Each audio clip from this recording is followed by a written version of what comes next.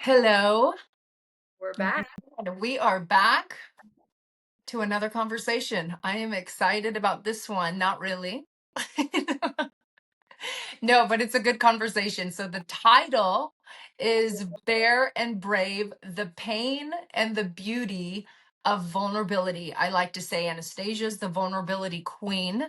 She models it so well, and we're going to get into why I say that. But Anastasia, take a like just come on, take off, take us there. You are, I'll say this in all seriousness, all jokes aside, you are such an incredible example of what healthy vulnerability looks like. And I've watched you just grow so much in freedom. And I believe a big piece of that is because you said yes to vulnerability. And so why Mm. don't you tell me what vulnerability is and what it means, the risk of the risks of vulnerability, but also the beauty and why vulnerability you would say is so worth it. You know, I found my weapon. Oh my gosh, wow, this got violent real fast. She's It's gonna come after you. some people, want to guard themselves, and I kind of do the opposite. I think vulnerability is risque, it's dangerous, it's you don't know where it's going to land you, but it's the greatest gift we can give someone. Wow. And I think to me, vulnerability is connected directly to the heart. Hmm. And I think in our vulnerability is our heart. The way we open our heart, the way we are open. I don't think vulnerability is just about sharing really honest information about yourself.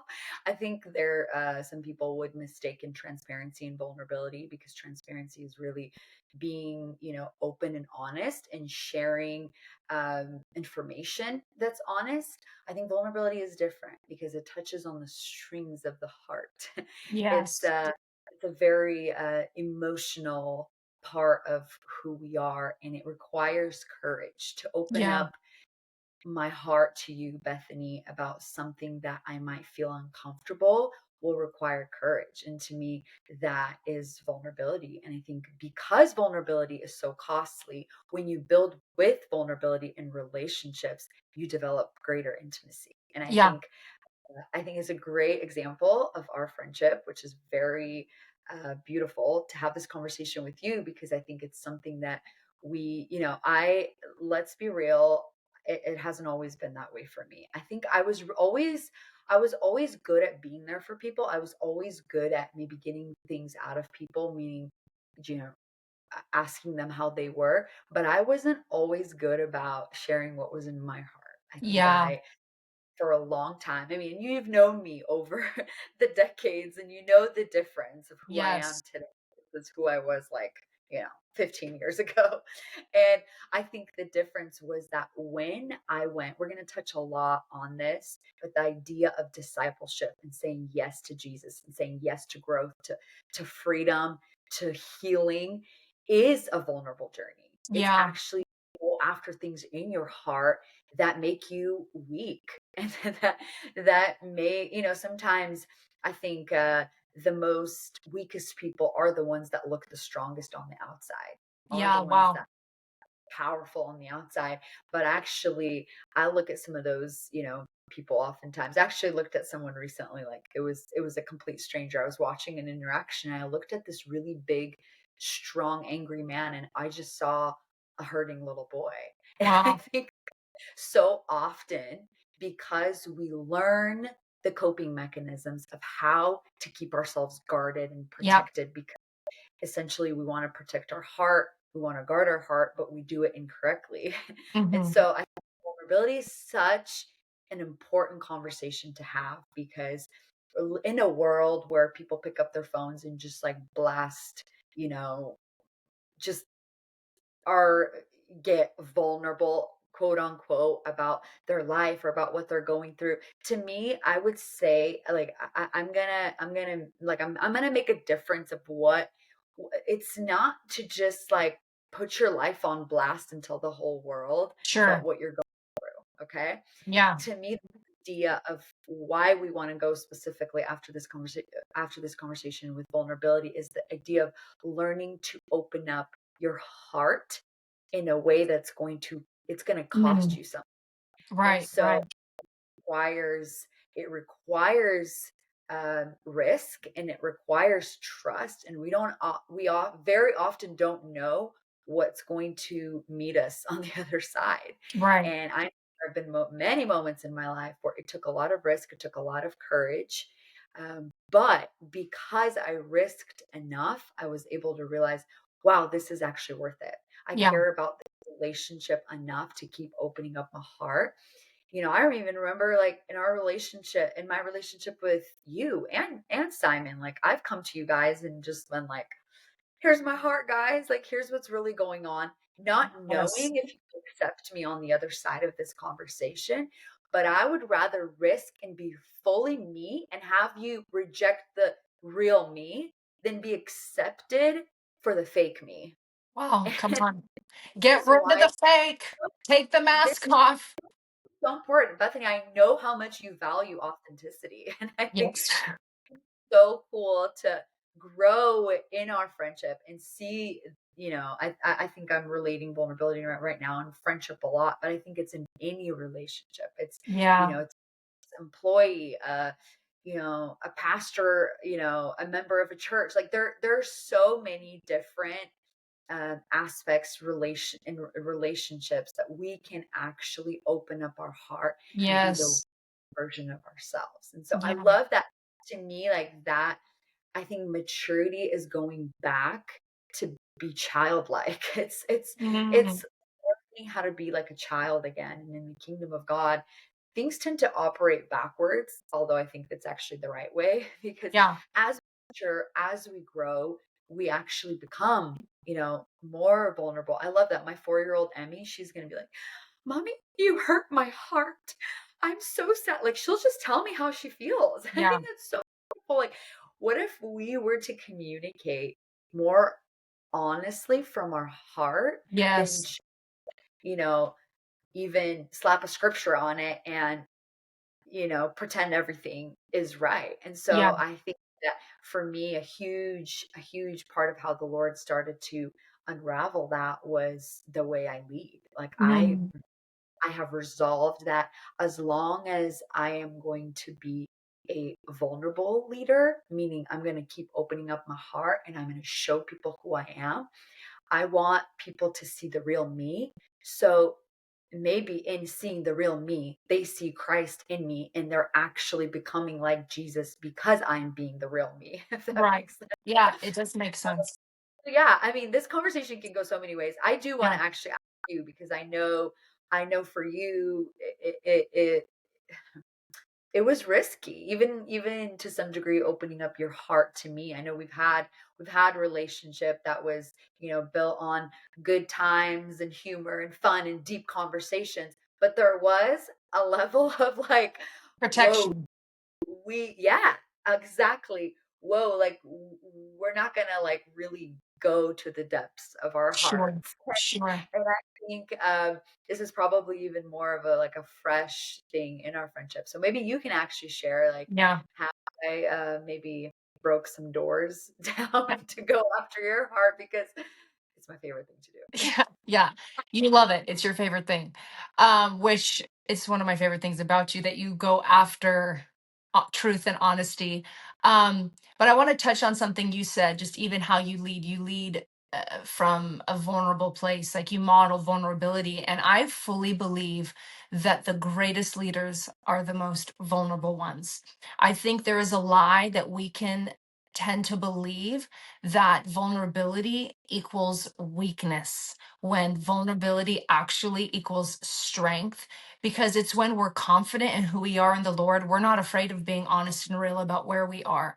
It's when we're trying to prove ourselves and and put this facade on that I'm great, I'm mature, I can do everything. No, I'm strong. No, it didn't bother me. It's fine. Because we believe that if we say, no, it's not fine, or that did bother me, then man, I just must be so sensitive and weak. No, you're called a human and you have a heart. and you have a mind and will and emotions. And I am just a firm believer, we have got to make vulnerability popular, and we've got to model it well. And I think the reason why vulnerability is so scary to a lot of people is because it hasn't been modeled well to them. And what I have learned with this, just even in this past year in my relationship with you, you have pulled me down deeper in vulnerability, whether I asked for it or not. You forced me there, and I'm so grateful for that. But just what I've realized is without vulnerability, you can't have a real relationship. It's just not going to be really real. It's going to be surfaced. And until you go there, you will not discover the beauty of a real, genuine relationship where you are tied together, where you don't give up on each other, when you create this safe space of honesty. And there's something about vulnerability that just knits you together in such a deep way. And I'm like, look at Jesus. How vulnerable of a man was he? And he modeled it well for us. He modeled it so well to his disciples, Peter, knowing he was going to deny him, but he never gave up. He allowed them to be honest. He allowed them to ask questions, and he walked with them, and he said, I'm with you always, even till the end of the age. And to me, it's like that. He's modeled it well in the hard times, in the good times. We don't leave each other, and we stand strong, and we create this space where we can come and pour out our heart, and we're going to talk through it, but I'm not going to shut you down. And I think there's been a lot of experiences for people where they were shut down when they were vulnerable. And so a wall came up over their heart, and they're like, never again. But yet they come across like they're vulnerable and like, oh, I'm great. And I'm good when you're going home crying in your room alone because you feel so lonely, but you don't want to tell anyone because you're like, they're going to think I'm needy. Who told you that trash? Like, why does that make you needy? That you want to be loved, that you want to be known? No, God put that in us. So let's face the reality of how God made us. God made us to feel. God made us to need one another. God made us to need Him. God made us to be honest. And that's where we find freedom. And vulnerability is where you find a deeper freedom that can only come through that. And so, back to what you said, I feel like JD Vance right now. I'm going to answer you, but before I do, I'm going to comment on this, and we're going to get back to that. Love you, JD Vance. You're amazing. But no, I remember. So we know the story. This is when it was like the moment where we just went deeper. We had known each other for, at that time, 13 years, now 14 years. And we've been friends for a long time, but never deep friends, And when I say deep, I mean, I feel safe. That's what I mean. And to me, that's a gift that can only be given to you. You can't make anyone make you safe. They have to choose to be a safe place for you. And I personally, to be honest, didn't experience a lot of uh, good experiences with feeling like vulnerability was safe. I had a wall over my heart because I was shut down, rejected. A lot of times when I was honest, it didn't go well. So what did we do? I'm not going to share my feelings anymore. I'm just going to say I'm fine when I'm actually not.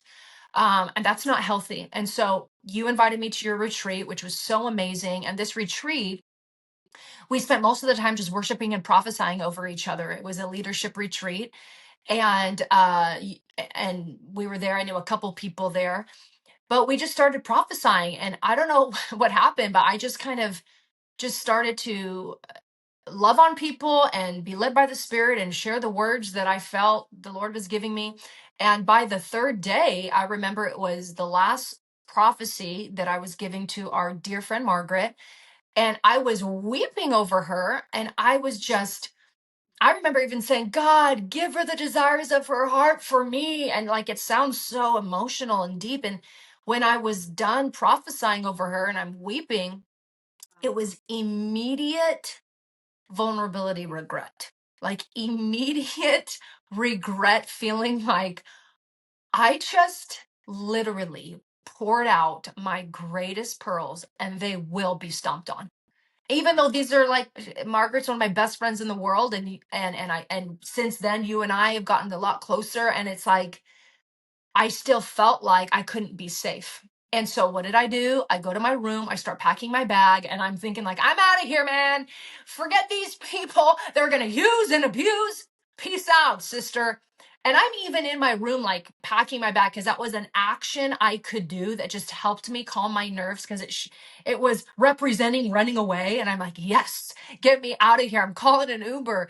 And but I'm even thinking, like, what is wrong with me? Like, what is going on? Why am I responding this way after we've had the most beautiful 3 days? Long story short, I'm laying in my bed and I was leaning toward just not sharing anything and going home and being like, that was a great time. Thanks so much for having me. I'll see you next time.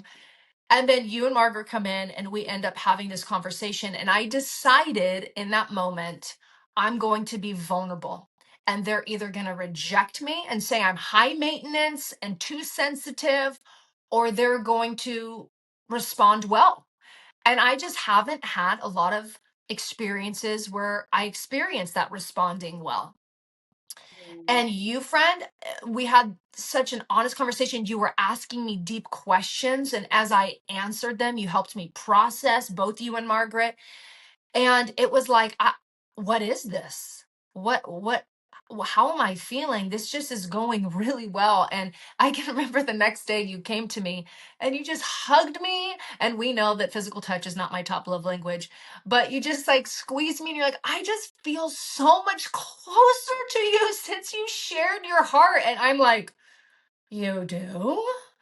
And since then, of course, we laugh about it, but that's kind of vulnerability is what our friendship is really built on. I really believe that. And which is why I think we feel safe for the most part. I'm still, to be honest, I'm still growing in this because I think when you live so long with these habits of holding things in and not sharing, you have to choose to say yes to being open and honest.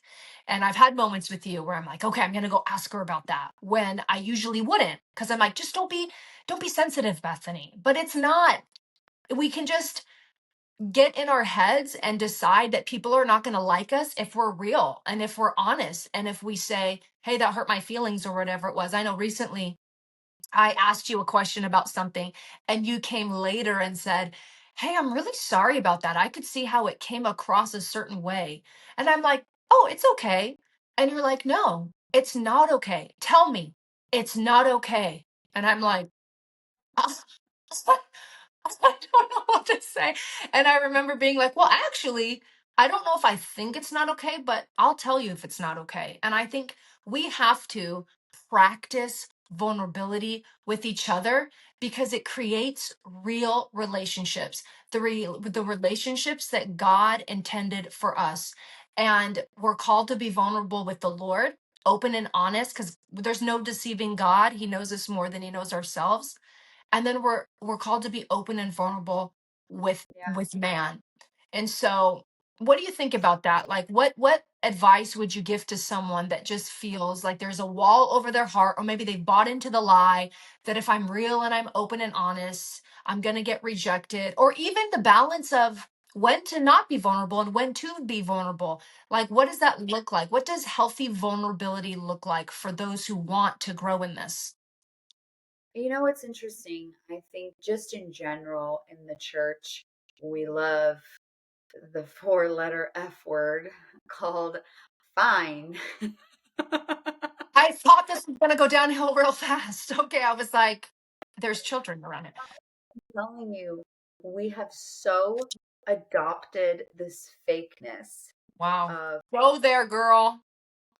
and I don't like it. Yeah. And because I think the reason why I don't like it is that I'm fine to repent for something that I even unintentionally did. But when someone says, no, it's fine, I'm like, that's why, I go back and I have to say, hey, it wasn't fine. Like, I wasn't trying to hurt you, it wasn't intentional, but I know how it came across, or whatever the mistake is. I Yeah. think we're so quick to, I don't know if it's just this false idea that we have that we're making each other feel better, but Right. I think I love that you touched on Jesus being the most vulnerable person that walked earth. I think the way that Jesus modeled vulnerability, I mean, if you go back in the Gospels and look at it from that perspective, it's everywhere. I mean, I'm just like, not, there's the major moments of like the Garden of Gethsemane, and like where he allowed the Yeah. disciples, those really, it was the close ones, the closer ones got in on that. But I just even think about the moment, after the resurrection, where he was restoring Peter and saying, Peter, do Mm. you, like, how vulnerable to ask, like, Bethany, do you Wow. love me? Like, it's Yeah, such a that's true. such a vulnerable question. And for me, I think at the end of I believe somewhere in John 15, where Jesus says, I no longer call you servants, I call you friends. And Mm. part of that journey was establishing this depth and vulnerability that so many of us are missing out on the richness of relationship Yeah. because we choose fake. We choose Mm. we choose, oh, we're good, let's talk about something surfacey. And I have experienced this over and over again, whether it's relationships and deep friendships in the ministry, or even like our friends, like we just did a cruise together a couple weeks ago.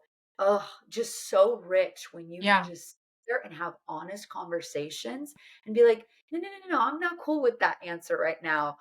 Let's go deeper. Yeah. Let's figure out what that is. And so I think it is love to allow each other to break open. And so That's I think good. us we haven't given that space, we're Yeah. uncomfortable with that space. We just want to patch it up and be like, oh, no, no, no, you're fine, Bethany, you're okay. Like, don't feel awkward. Well, it's like, no, no, no, no. What if we just sat in the nakedness together and actually allowed ourselves to embrace the awkward? Like, I'm Yeah. here for the awkward, man. I love them awkward I know moments. you love the awkward. It's we know.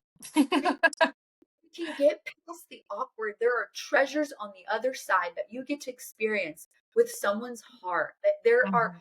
there are deep treasures if you choose to stick around for the awkward, if you Yeah. choose to go deeper. And I think so much of, like, forget the world, so much of the church is experiencing shallowness in relationship. And Yeah. oftentimes we love to slap spirituality on it. We like to say, well, that's just like, we just have really spiritual relationship. Like, Yeah. hey, if it's spiritual, like, let us become like Jesus and be vulnerable then. Yeah. Yeah. Break ourselves open. I love how you said, like, I was guarded. I was trying to protect myself, because I get that. I know people that have been wounded and that have been hurt, when they did open themselves up or when they did share. And I'm telling you, friend, it is worth doing it all over again. You know Yes. why? Because you need the new experiences. Like, I'm Yeah. telling you, if you sat on that bed and you chose not to open yourself up, we would not be here today in It's this moment true. of We wouldn't. conversation. I would And still be running. I would still be packing my bags. And but because you choose to do it again, it's like, I don't care that I sat with a group of leaders yesterday, and I got vulnerable and it was ugly and it was messy and I felt like I wanted to run and hide afterwards. I'm going to do it again tomorrow. Why? Yeah. Come Because on. I know the fruit of it is intimacy. The, Mm. on the other side, if I keep pursuing it, the new experiences will heal the old. Like, the That's new so good. need the new experiences of vulnerability to heal the old. And so, Yeah. telling you, it's worth the pain, it's worth the risk, it's worth jumping off the cliff, it's worth pursuing that conversation you've longed for in your heart, but you've been afraid because you just didn't Yeah. know how to have it. I'm telling you, it's worth it, because on the other side, you will learn Mm. that you actually get to know yourself better. Yeah. Because It's true. I just, like, even Bethany, like the conversations that we've shared together, like, through those conversations, I learned how to be a better friend, because I Yeah. realized over the years, like, one of my, call it weaknesses or whatever, I'm like a very independent person. And True. I have had the greatest friendships in my life because of their pursuit. Like, I will give my friends all the credit. Like, they're the most amazing pursuers, because I'm over here like, oh, I'm good. I don't really need. Yeah. Realized a part of that was fear talking. And it Yeah. wasn't I was good. It was that I was afraid. I was Mm. afraid of rejection. I was Mm, afraid as much as mm. I admit it. I called it independence. It's like, actually, I wasn't good. Like, I long for relationships. I long for depth. I long, and even now where a lot of us, I think at this age, we've already kind of established who our true friends are. But that doesn't even matter because I can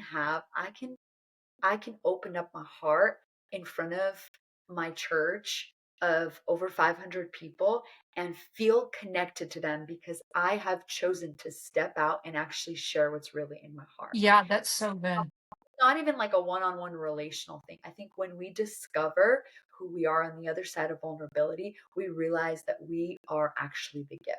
We don't have a gift, we become Wow. the gift. Yeah, no, that's so true. All over the place here. So you No, can seriously, help. I'm listening. I'm listening, thinking this is so helpful because I think vulnerability isn't the most common thing. So even hearing what you're saying, because you model it, I think it helps paint a picture of what it looks like. And I I go back to that moment when I was packing my bags and I was thinking, I'm not going to open my heart and how I felt. And what I felt was I had a stomach ache. I was that nervous about the idea of saying yes to an open and honest conversation of how I was feeling. I was feeling unsafe. I was feeling like I just gave my pearls. I was feeling uncomfortable with intimacy. And our conversation that night led to that, where it kind of led me back to my childhood as you asked questions. And why do you feel like that?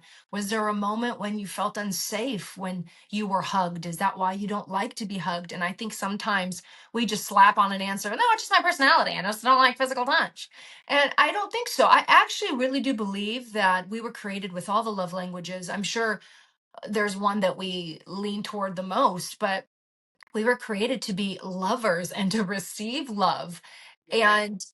And I think we just shut down. And what happens is when we say no to being vulnerable, and what I mean by that is we say no to opening up our heart and sharing how we really feel, we get stuck in a level of maturity that we can't get out of until we are willing to face what we're trying to run from. Right. And I'm with you. I know you said that you would rather lose and be free than not and be fake. And that's the thing is God is not a fake God. Jesus was so authentic and so vulnerable and he's our example. And I just think it comes down to us as individuals deciding I'm going to live vulnerably. And I like what you just touched on because it resonates with me, like what you're saying about how you're independent and you're like I kind of like wasn't needy, but that's not true. The truth is I longed for relationships, but I was afraid to be hurt. And I wonder if I'm even in that place right now. We were talking the other day and we came off a cruise and you and Vic are the dearest friends to us, and obviously I can't wait till I see you again, but I could tell like my heart just isn't I don't feel like any emotion going home. And here my husband is on the plane like journaling about how he feels and like teary, like texting you guys, I just love you guys. And I'm like, oh, and I'm not even realizing what he's feeling. And I get home and I'm like, I remember a time when I would leave my friends and I would grieve for 3 days because I loved them so deeply and I was so desperately sad that I said goodbye. And I think what's happened, perhaps, and I'm still seeking the Lord on this, and this is again a journey, and it's so important to have a relationship with the Lord so you can go to God and say, hey, is there something going on deeper in my heart that I'm not aware of? Because I know who I am. Who I am, like at the core, is someone who's very loyal, very relational. I love people. And I'm like, here I am feeling like I'm good. And I'm thinking, is that me maturing and just being more confident and independent? Or am I guarded right now? Wow. And I need to be open and honest with myself and with the Lord and with those around me. And it's kind of vulnerable to admit this because then again, we are tempted to buy into the lie of I don't want to talk about this because it just comes across like I'm just messed up or like I'm not as mature as I really am. Forget that. Like we know who we are in Christ. You don't have to worry about what people think. And we're humans, we have emotions. And I think there's been experiences that have been painful and difficult and friendships that didn't work out. So I've just decided subconsciously, perhaps, I don't need anyone. I have my husband, I have my kids, and I'm good. And I'm good living on an island. Nobody come near me because I don't want to risk anymore. And I think I'm in that place, if I'm honest, where I haven't decided whether or not risking more is necessary or if I want that. But at the end of the day, we were created to know one another. And I think about Jesus when he said, "The world's going to know you belong to me by how you love each other." And what does that mean? To love Right. each other. What does that look like to love each other? Does that mean we send each other nice texts? We give each other a nice $30 gift card on our birthday? We give in the offering when we take an offering for the orphans? Okay, I love people. Or does that mean that we're going to fight for each other? Does that mean that we're willing to get dirty for each other, being honest and risking a wrong response? And if I'm vulnerable and you come back and respond the opposite of how I want you to respond, am I going to still fight for you? Or am I going to give up on you and say, forget you? I'm not going to be your friend. Like, what does it look like to love people? How are we going to be recognized as followers of Jesus by how we love people? Because I see people in the world that are really kind and they don't know the Lord. And to me, like, just from the naked eye, you seem like you love people, but I think it's deeper. I think what Jesus meant when he said, the world's going to know you're my followers by how you treat each other and how you love each other is deeper than just nice acts. I think it's a condition of the heart. I think you're right. I think it's vulnerability. A big piece of it is we know each other. We know where we've come from. We know the addictions that have been broken off. We know the insecurities that we've had. We know what we're believing for and where we're at and jumping off the cliff and saying yes to God and what that looks like because we're in each other's lives and it's knitted us together in such an intimate way. And I just love this conversation because I think it's a challenging conversation. Are you vulnerable? Are you willing to be vulnerable? And if not, why? Where is the pain? Where do you need healing? We were called and created to be vulnerable and to model it well, to walk in it and to model it well. And like what you said, be the gift to other people. And you've been such a gift to me. And the fact that you didn't give up, you haven't given up on me. And I want to ask, there was a moment where you came to see us. We were visiting last summer and we were there for a couple weeks and we didn't really, that was still when we were kind of figuring out like how deep we were. And you just showed up at our house that we were renting and you just poured out your heart. And I remember feeling so close to you, just like what you said on that bed when I packed my bags, how you're like, I feel so much closer to you because you shared your heart. I felt so much closer to you after you just broke down in tears sharing what you were walking through. And it went from feeling, I felt like I had all these sort of feelings and all of a sudden the feelings were washed away because of this moment where we were just breaking our hearts open to each other. So go back to that moment and I think just share whatever you want to share, honestly. But I just really feel that you have so much to say in regards to practical tips of how to begin the journey of vulnerability for those who haven't yet started to practice it, what to expect in their emotions, how to guard their heart while they're continuing to step out, and just like that time, that moment with us, and what made you decide to come and share your heart and what you learned from that and just the tips that you can share.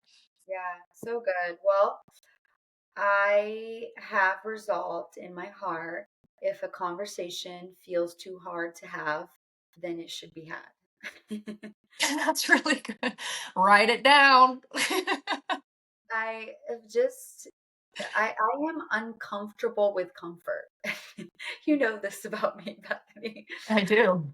To discomfort because I find that discomfort is the way to grow.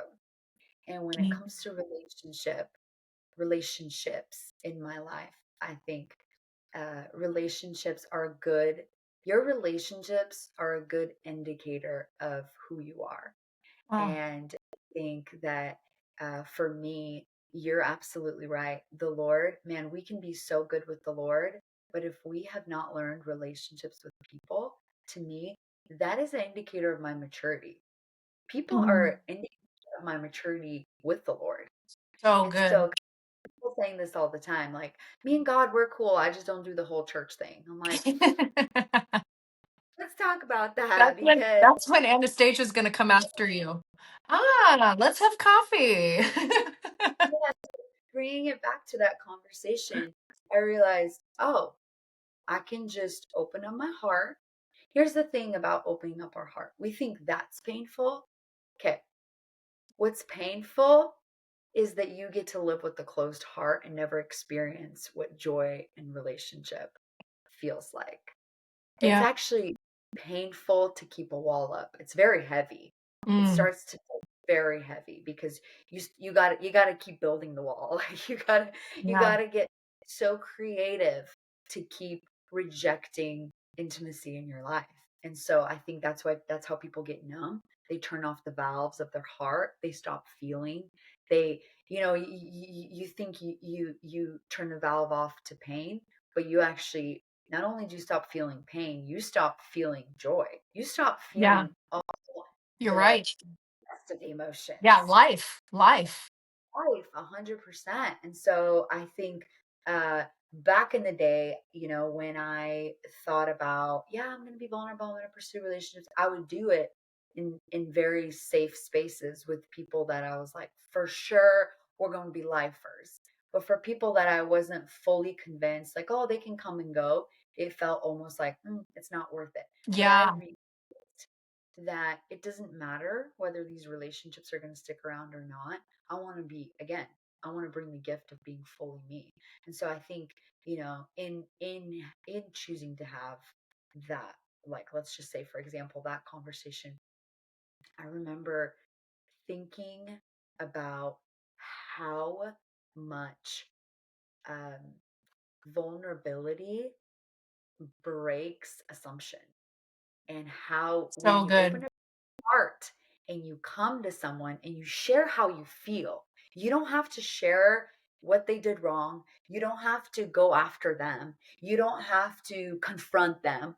You just share how you feel. And That's you just good. open heart and take ownership of your heart and bringing your heart. And I'm telling you what, it'll dismantle assumptions, it'll dismantle the lies, it'll just build this instant bridge of intimacy. I mean, I had a conversation like this yesterday where I was like, man, assumptions are the devil. Yeah. Because So it's good. so easy. There are so many hooks that we can grab onto with assumption and Yeah. just resolve in our hearts like this is how it's going to be. But instead, I think if you go after it in faith, really, I think every conversation we have is that's hard is a conversation of faith. But when we bring our heart, like Bethany, I've come to share my heart. I haven't come to tell you what you did wrong. I've Yeah. actually to open myself up and say, hey, this is how I felt. Now, Yeah. I That's don't know, really good. you were probably not trying to make me feel that way, but this is how I felt. And I just want to be honest and share how I felt. And then Absolutely. and then the rest is I think most of the time we underestimate the value of sharing our feelings. A lot of a lot of a lot of people that didn't grow up sharing, a lot of us actually don't know how to um, share emotions in a healthy way. Like we're really good about over spiritualizing, Yeah. and we're really good about numbing, but we're Yeah. not good about saying, wow, that actually that hurt my heart. Like that pricked Yeah. my. And I think in it, you're right. It does sound weak, but I would rather be weak and real than hard and fake. And so Yeah. Totally. I I just choose to over and over again have the hard conversations, have the conversations that are going to lead. I think even with my husband, I think there are some conversations that I have had to have courage to have. And this is Yeah. my, like, I love him. Like we're in this together for life. And there have been times where the Lord has brought something up and I'm like, "Ooh, this is going to be kind of uncomfortable to go after Right. for whatever area it is. And I feel like the best approach, girl, the best approach is not to go after them, is to open your heart and share what's inside of you. Excellent. Then you're not putting blame on anyone. This is just practical tools, guys. Yeah. Like Excellent. That's what we need. anyone. But if you've been wounded in a relationship and you care about that relationship, you pursue the conversation and say, hey, I don't know what happened. I don't want to make assumptions of why this happened, but this is how I have felt. Excellent. And you're giving someone permission to look into your heart. Mm, Thinking it about them instead of projecting it on them. And so I think yeah. there's a lot of unhealthy confrontation that people have had, and that's why relationships get broken. But when Yeah. we get vulnerable and actually open ourselves up, it's different. It Yeah. hits different, Yeah. and we can walk away. I said the best indicator when you've had a vulnerable conversation is when you walk away feeling a little naked. Then you must have had a good Build conversation. it takes. No, it's so good. Everything you're saying is so helpful and such practical tips, and it's clear just listening to you and even just growing in vulnerability myself, because I know that's actually who I really, really am naturally anyways. Um but just vulnerability will lead you to freedom. It just sets you free.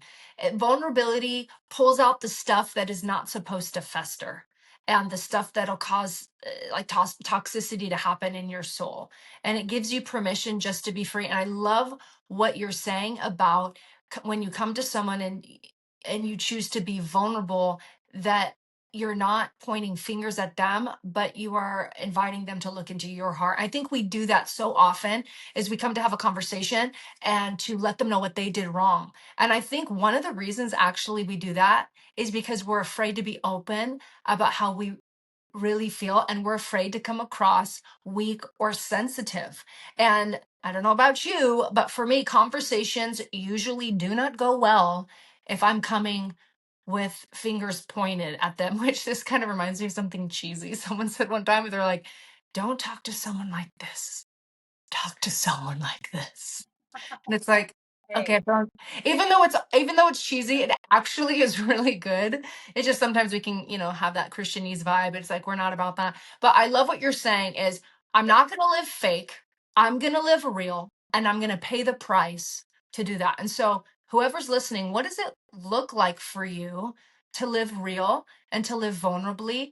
What does that look like? Are there conversations that you need to have that's going to help you grow in vulnerability? It's going to help you be more and more free, and it's going to help you have rich relationships. Who are those people? Are there conversations you need to have? Do you need to be vulnerable with the Lord and go to God and say, God, would you help me? And I find prayer is such a weapon. Intimacy with the Lord is such a weapon, to sit with Him and say, God, I'm afraid. We bring our concerns to him. I'm afraid of rejection. I'm afraid to have this conversation. I feel like I'm going to throw up. This might be a little TMI, but my stomach gets a little rumbly when I get nervous when I'm about to have a conversation. I'm like, I think I need to use the restroom before I have this conversation. But it's like, whatever has to happen, like whatever has to be released, if you know what I'm saying, to get to that place where you do have freedom and where your heart is just open and you've just decided, no matter what I have to walk through, no matter what kind of responses I have to endure, this isn't for anyone else. This yeah, is for me. This yeah, is for my freedom. This is so that I can walk in full authenticity and full openness. And like what you're saying, bring that gift to others. And so understand that when we live vulnerably and model it well, walking in love, and you do it so well, friend, where you're just gracious and you're kind. We're not supposed to be harsh. Love is patient. Love is kind. yeah. But I believe love is honest and love is vulnerable and love is real. And so we're called to be like that. We're called to be a light in the world from a place of living vulnerably. Dang, so Absolutely. epic. What a great conversation. So good, friend. I know we like the idea of being vulnerable. I think, my friends, some of us need to risk it this week. Some of Yeah. us need to reach out and you know who you're supposed to have that conversation with. And I'm telling you, do it. Yep. Do it, afraid. Yes. Yes, I love that. Do it afraid. And we're always like, we never arrive at this place where we have no nerves. We live on earth, we're humans, we're going to have emotions and nerves. But the more we practice this, the more we're going to build new habits and become who we were created to be. And it's so good. It's so important. The tips that you shared are so helpful. And I hope whoever's listening, you got a lot out of this and you have a blessed week. I love you, friend. Thanks for chatting with me. I'll talk to you later. Bye. Bye.